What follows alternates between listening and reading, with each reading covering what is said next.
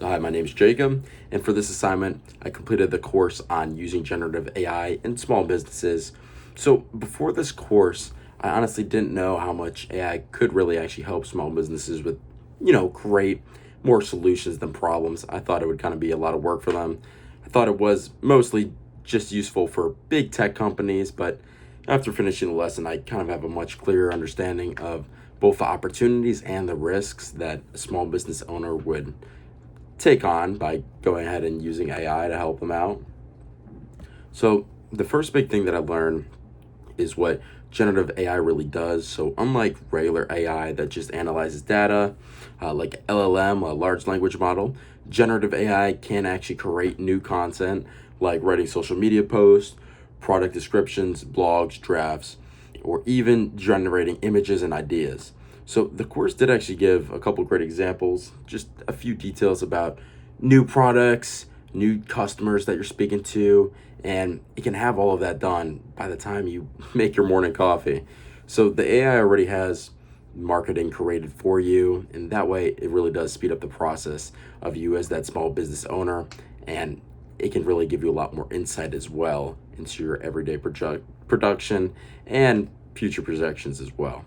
So what surprised me is how much we already do actually interact with AI every single day, just for things like chatbots, websites, voice assistants like Siri or Gemini if you have a Google phone, personalized recommendations on Spotify. I know I use that a lot, and spam filters and emails, Google Maps, suggesting the fastest route, or even detecting fraud on a credit card. All of these are powered by machine learning and AI. So it is technology that isn't coming in the future. I mean, it is already here, literally. We're using it every day. And one of the most important lessons in this course was about the risk, especially with something called AI hallucinations. So, AI tools can sound extremely confident while giving you information that's literally just completely wrong, completely made up. And in the course, there is showed an example where an AI created a timeline and certain technologies were invented in the late 2030s. Obviously, that hasn't happened yet. And it did sound believable, but if you fact check it, you know it's false. So, because of this, one of the biggest takeaways for me is that you actually are responsible and have to be responsible for anything you use from these tools. And you can't just copy and paste it and assume it's accurate. The course did give a couple particular ways to reduce these risks as well. So always fact check information, never put private or sensitive business information on an AI tool or give that information out. Adapt and edit the AI's output so it automatically matches like your brand voice specifically instead of just using its generic one that it kind of is pre-programmed with. When you're using, excuse me, when you're unsure about legal compliances or issues, just talk to an expert instead of trying to have the AI figure it out. Sometimes that could be better. And then just stay up to date with this type of technology because it is moving pretty fast. And if you blink, you could miss something. So they did even include a disclaimer at the beginning of the course, just saying that the material reflects what we know at this exact time and shows that things actually are moving quickly and they can change very fast. All right, so after learning about the risks, the course showed practical ways which small businesses are already using generative AI. The numbers were pretty eye-opening for me because it looks like about 73% of small business owners are already using or planning on using AI chatbots for their customer service, and nearly half are using it for online security already.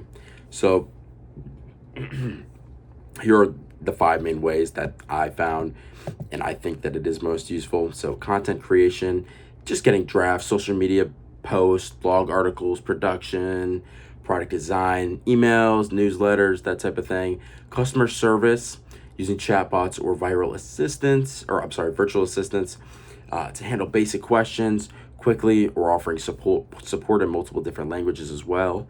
And then product design, prototyping, generating ideas and variations much faster than just doing it all by myself. And then four, operating efficiently, so helping manage emails, automate workflows, spaces, and delivering more tasks in a timely manner. And then five would be data analysts, making sense of customer feedback, sales data, or other information to actually make better decisions for my own business that I'm hoping to have at some point in the future. And for someone like me who is interested, like I said, in growing a business in the future, these tools could genuinely help me compete without needing a huge team or budget, which would make it a lot easier for me to get into something like that than having to have a lot of money to get started. And the quality of what you get out actually does depend on the quality of your prompt as well. So if I give a vague short prompt, it's going to give me random results.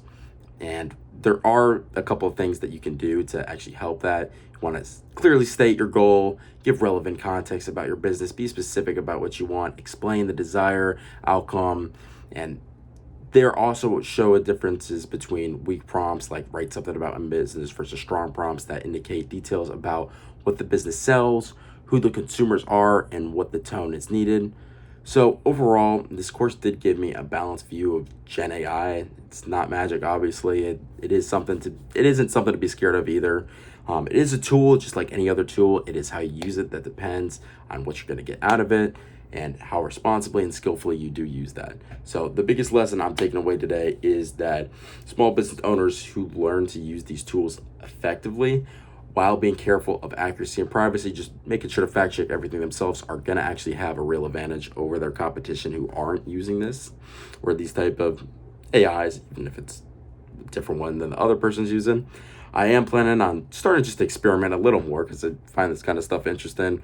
Well, with better prompts, just content creation in general, customer service ideas in my own work or in the future. So yeah, that's it. Thank you for watching. And that's my key takeaways from this course. Hopefully that does give you a clear sense of what I learned about Gen AI and how I can use it moving forward. Thank you.